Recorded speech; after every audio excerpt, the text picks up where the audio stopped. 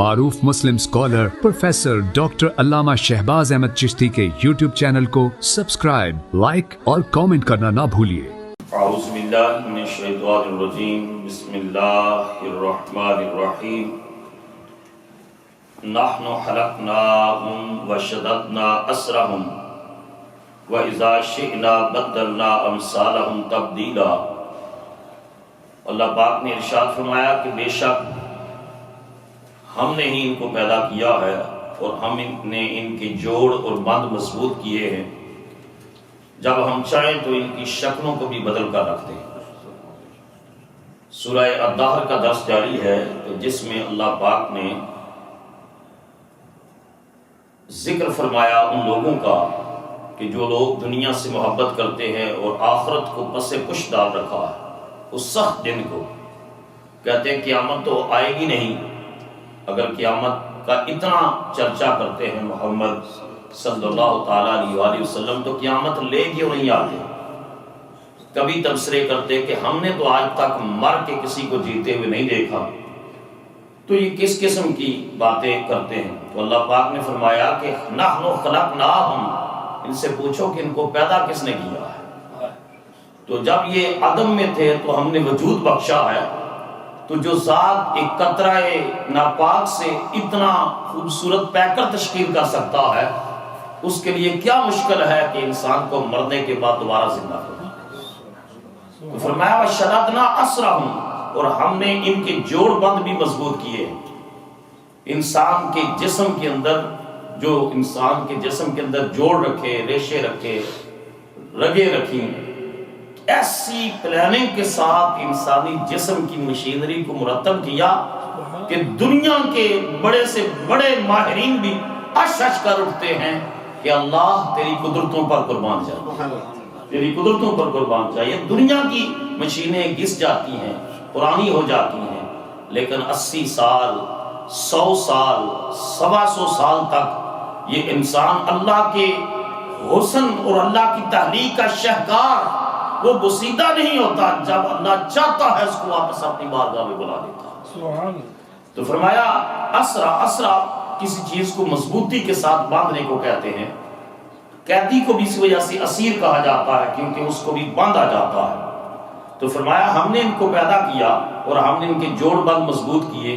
وَإِذَا شِئْنَا بَدَّلْنَا أَمْثَالَهُمْ، جب ہم چاہیں تو ان کی شکلوں کو بدل کر رکھ دے، تبدیلا بدل کر رکھ دے، کہ ہم سے کیا جو ہے وہ بعید ہے، مشکل ہے کہ ہم ان کو دوبارہ زندہ کریں۔ اور آج جو یہ قرآن مجید نے بات کی کہ آدم علیہ السلام سے حوا جو پیدا ہوئی تو ایک سنگل سیل کریشن تھی۔ آج دنیا میں کلوننگ کا چرچا ہے، ہیومن کلوننگ کا۔ ہیومن کلوننگ کیا ہے؟ وہ کہتے ہیں کہ نعرہ ہے وی وانٹ سپر کڈز، ہم اعلیٰ نسل کے بچے چاہتے ہیں، اور اس کے لیے جو ہے ایسی انجینئرنگ کی جائے کہ انسانی ہیومن باڈی کے کسی بھی حصے سے جو ہے ایک سیل لے کر اس کے اوپر کریشن کا پروسیس کیا جائے اور اس سے ایک انسان کی تخلیق کی جائے۔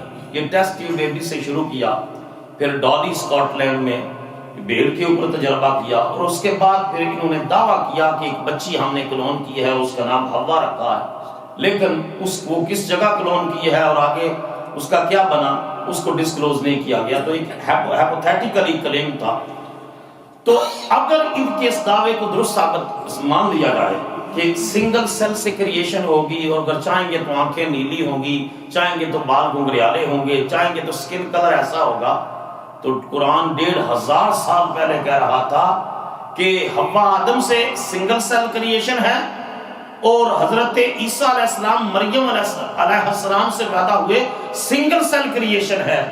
تم تو 1500 سال کے تک یہ کہتے رہے کہ یہ قرآن کی بیان کردہ حقیقتیں جو ہیں یہ مذہبی افسانے ہیں۔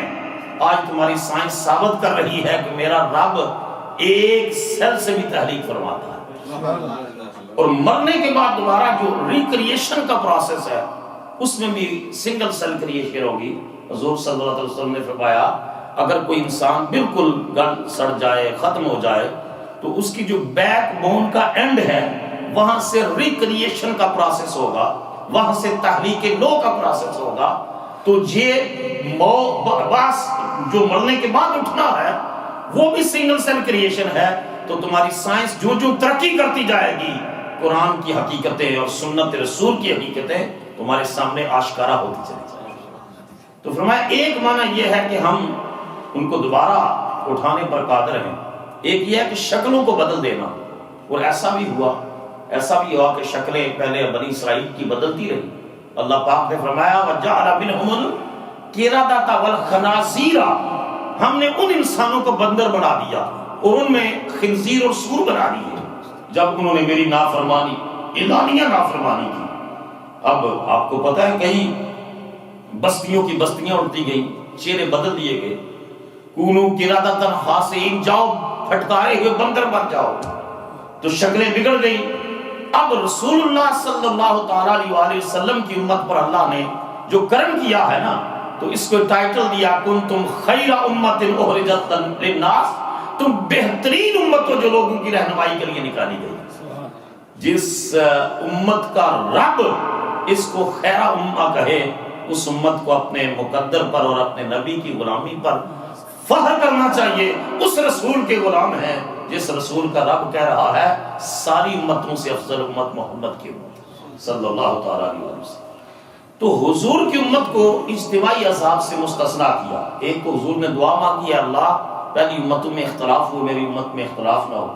پہلی امتوں کی شکلیں بگڑی، میری امت کی شکلیں نہ بگڑے. اللہ پاک نے فرمایا کہ ایک دعا قبول ہے کہ ان کی شکلیں نہیں بگڑے گی، اجتماعی عذاب نہیں آئے گا، لیکن اختلاف ان میں ضرور ہوگا. اور اجتماعی عذاب اور اجتماعی پوری امت کے ختم ہونے سے جو ہے اس کو ختم ہونے سے محفوظ رکھنے کا اللہ نے وعدہ کر دیا. ما کان اللہ لیعذبہم وانت فیہم، میرے محبوب تو جو باعث رحمت ہے تو تیری رحمت کے صدقے ان پر اجتماعی عذاب نہیں آ سکتا. تیری رحمت کا صدقہ میں نے اجتماعی عذاب سے تیری امت کو محفوظ کر دیا. دوسرا معنی کہ ہم جو ہے وہ شکلوں کو بدل دیں گے، یہ معنی بھی آ گیا. تیسرا معنی یہ ہے کہ ہم تمہاری جگہ اور لوگوں کو لے آئیں گے کہ اگر تم نے اس دعوت حق کو قبول نہ کیا تو ہم ریپلیس کر دیں گے ادر نیشن کے ساتھ، دوسرے انڈیویجولز کے ساتھ. یعنی قوموں کا بھی معاملہ ایسا ہے اور افراد کا بھی معاملہ ایسا ہے کہ اگر کوئی شخص اللہ کے دین کا کام نہ کرے تو پھر کہتے ہیں اللہ اس سے بہتر. جب مکہ کے قریش نے حضور کی دعوت حق کو قبول نہیں کیا تو اللہ نے فرمایا کہ رد کر دیا میں نے تمہیں، تم نے اس دعوت کو قبول نہیں کیا، تمہارے نصیبوں میں نہیں ہے تو نہ ہو. میں نے اس قرآن کی امانت کے لیے اور رسول کے دین کی مدد کے لیے انصار مدینہ کو کھڑا کر دیا، مدینہ کے انصار کو کھڑا کر دیا. اسی وجہ سے رسول اللہ صلی اللہ علیہ وسلم مکہ مکرمہ فتح کرنے کے بعد حضور صلی اللہ علیہ وسلم جو ہے وہ ایک مارکے کے لیے تشریف لے گئے. اس مارکے میں جو ہے وہ نبی اکرم صلی اللہ علیہ وسلم کو جو مال غنیمت ملا تو اس مال جیرانہ جہاں سے عمرے کا احرام باندھ کر آتے ہیں لوگ، جیرانہ اس مقام پر رسول اللہ صلی اللہ علیہ وسلم نے اہل مکہ کو کچھ بھیڑ بکریاں زیادہ دی. انصار کے کچھ نوجوان تھے، انہوں نے اعتراض کیا ہم تو پہلے ہی کہتے تھے کہ محمد صلی اللہ علیہ وسلم کو جب اللہ فتح عطا کرے گا تو اپنے لوگوں کو نوازیں گے. دیکھیں ان کو بھیڑیں زیادہ دی ہیں، ان کو اونٹ زیادہ دیے، ان کو بکریاں زیادہ دی. یہ بات کسی طریقے سے رسول اللہ صلی اللہ علیہ وسلم تک پہنچی. حضور علیہ الصلوۃ والسلام نے سب کو جمع کر دیا. حضور نے فرمایا اگر تم یہ کہو نا کہ اے محمد صلی اللہ تعالیٰ علیہ وسلم جب آپ کی قوم نے آپ کو اپنے شہر سے آپ کے شہر سے نکال دیا تو ہم نے آپ کو پناہ دی تو یہ بات درست ہے. اگر تم یہ کہو کہ جب لوگوں نے اپنی دولت کے منہ جو ہے تجوریوں کے بند رکھے ہم نے دولت کی تجوریوں کے منہ اس دین کے لیے کھول دیے تو یہ بات درست ہے. یہ باتیں کرتے کرتے حضور نے ارشاد فرمایا انسانی جذبات کو کنٹرول کرنا اللہ کے محبوب کی ذات کے اوپر بس ہے. یہ گفتگو کرنے کے بعد حضور نے فرمایا اور اگر میں یہ کہوں کہ تم گمراہی کے اندھیروں میں بھٹک رہے تھے میں محمد نے تمہیں ہدایت کا راستہ دکھایا. تم کفر و شرک میں پڑے ہوئے تھے میں نے معرفت الہیہ تمہیں جو ہے وہ عطا کی ہے اور شراب توحید الہی کے جام بار بار کے بلائے ہیں. تو اس پر میں پھر یہ درست کہہ رہا ہوں جب حضور کا اتنا فرمانا تھا کہ وہ زاروں قطار رو پڑے اور بہت رونے لگے اور کہنے لگے کہ ہم اور حضور نے آخر میں یہ جملہ ارشاد فرمایا. حضور نے فرمایا تم یہ اس بات کو پسند نہیں کرتے کہ مکے والے تو اپنے گھروں میں بیڑے اور بکریاں لے کے جا رہے ہیں اور تم مدینے میں محمد کو لے کے جا رہے ہیں صلی اللہ علیہ وسلم۔ اب وہ کھڑے ہو گئے کہنے لگے ہم اس تقسیم پر راضی ہیں، ہم اس تقسیم پر راضی ہیں۔ تو اللہ تعالیٰ نے قریش مکہ کے مقابلے میں انصار مدینہ کو کھڑا کر دیا۔ پھر آپ یہ دیکھ لیں کہ عربوں کے مقابلے میں جب عربوں کے اندر جو ہے وہ اس دین کو آگے لے کر چلنے کی استطاعت نہ رہی تو اللہ نے اجمیوں کا انتخاب کیا اور دین کا جھنڈا سلجوکیوں کے ہاتھ میں اللہ پاک نے تھما دیا کہ سلجوکی اس دین کو لے کر آگے چلتے رہے۔ جب سلجوکیوں کے اندر بھی طاقت، استطاعت یا دلچسپی یا وہ چیزیں نہ رہی، اللہ پاک نے ترکوں کو اس دین کا جو ہے وہ دائی بنا دیا اور ترکوں نے پھر اللہ سے وفاداری اور مصطفیٰ سے محبت کی حد کر دی، وفاداری کی حد کر دی۔ اس طرح اللہ تعالیٰ فرماتے ہیں میں قوموں کو بدلتا رہتا ہوں، قوموں کو بدلتا من یرتد منکم عن دینہ فسوف یأتی اللہ بقوم یحبہم ویحبونہ، تم میں سے جو دین کے راستے سے ہٹ جائے گا اللہ ان قریب ایسی قوم کو لے آئے گا یحبہم، جن کی پہلی نشانی یہ اللہ ان سے پیار کرتا ہے، ویحبونہ، اللہ کی محبت کا اثر ہوگا کہ وہ اللہ سے پیار کرتے ہیں۔ تو قوموں کو بدلتا ہے، پھر افراد کو بدلتا ہے۔ افراد کو دیکھیے کس طرح بدلتا ہے۔ عتبہ نے مکہ کا بڑا سردار تھا، رسول کے دین کو قبول نہیں کیا، اس جو دراہٹ میں پڑا رہا میں محمد کو کہ کیا اس کے دین کو مانوں، اللہ نے اسی عتبہ کے بیٹے حذیفہ کے دل کے اندر اسلام کی روشنی ڈال کر، اور حذیفہ نے دین کے لیے بڑی خدمات سر انجام دی۔ ابو جہل اسلام کا سب سے بدترین دشمن تھا، جب وہ مرا نا بدر میں تو رسول اللہ صلی اللہ علیہ وسلم اس کی لاش پر تشریف لے گئے، نعش پر، اور رسول اللہ صلی اللہ علیہ وسلم نے فرمایا ہر امت کا کوئی نہ کوئی فرعون ہوتا ہے، یہ میری امت کا فرعون پڑا ہوا ہے۔ اللہ نے اس کے بیٹے اکرمہ کو دولت اسلام سے مالا مال کیا، اور اکرمہ اتنی جوان مردی کے ساتھ جہاد کرتا تھا کہ سارے لوگ اش اش کر اٹھتے تھے کہ باپ دیکھو کفر میں بڑا ہوا تھا اور بیٹا جذبہ جہاد سے سرشار ہو کر اللہ کے دین کے جھنڈے کو لے کر کبھی ادھر جاتا ہے کبھی ادھر جاتا ہے۔ پھر رسول اللہ صلی اللہ علیہ وسلم دنیا سے پردہ فرما گئے صدیق اکبر کے دور میں، پھر فاروق اعظم کے دور میں، پھر قادسیہ سے واپسی پر، قادسیہ کے معرکے سے واپسی پر اکرمہ جو ہے وہ شہید ہوتے ہیں۔ پھر یہ ولید بن مغیرہ جس کی کفر اور جس کی تکذیب میں آیتیں اترتی رہی، جس کی مال و دولت کے انبار تھے، جس کے باغات طائف تک پھیلے ہوئے تھے، اس نے اسلام کو اور پیغمبر اسلام کی دعوت کو رد کر دیا۔ اللہ پاک نے اسی کے بیٹے خالد بن ولید کو وہ طاقت عطا کی، وہ ایمان کی قوت بخشی کہ میرے آقا نے فرمایا خالد سیف من سیوف اللہ، یہ خالد جو ہے یہ اللہ کی تلواروں میں سے ایک تلوار ہے، اس کو سیف اللہ، اللہ کی تلوار کا ٹائٹل رسول اللہ نے دیا۔ اور خالد بن ولید کبھی اس معرکے میں جاتے ہیں اور یہ بات مشہور ہوگی کہ جس معرکے میں خالد بن ولید ہوتے ہیں اللہ ضرور فتح عطا کرتا ہے۔ تو باپ دیکھیں کفر پر مر گیا، اللہ فرماتا ہے ہم سارا ہم بدل دیتے ہیں، پھر ہم دیکھتے رہتے ہیں لوگوں کی نیتوں کو، لوگوں کے اخلاص کو، لوگوں کی ڈیڈیکیشن کو، لوگوں کی وفاداری کو۔ ہاں جو اس کی طرف ایک قدم بڑھاتا ہے اس کے لیے وعدہ ہے کہ پھر 10 قدم اس کی رحمت بڑھ کر اس کا استقبال کرتی ہے، اور جو نہیں اس کی طرف آنا چاہتا تو فرماتا ہے پھر میں مجبوراً اس کے سر کے اوپر ہدایت مسلط نہیں کرتا۔ والذین جاہدوا فینا لنہدینہم سبلنا، جو ہمارے راستے میں کوشش کرتے ہیں ہم اپنے تک پہنچنے کے راستے ان کے لیے آسان کر دیتے ہیں۔ فرمایا قدم اٹھانا تیرا کام ہے، اللہ کی رحمت کا آگے بڑھ کر استقبال کرنا۔ تو ایسا دیکھے گا کہ دنیا اش اش کر اٹھے گی تیرے ایمان پر بھی اور تیری وفاداری پر اور تیری محبت رسول۔ تو فرمایا ہم قوموں کو بھی بدل دیتے ہیں، ہم افراد کو بھی بدل دیتے ہیں۔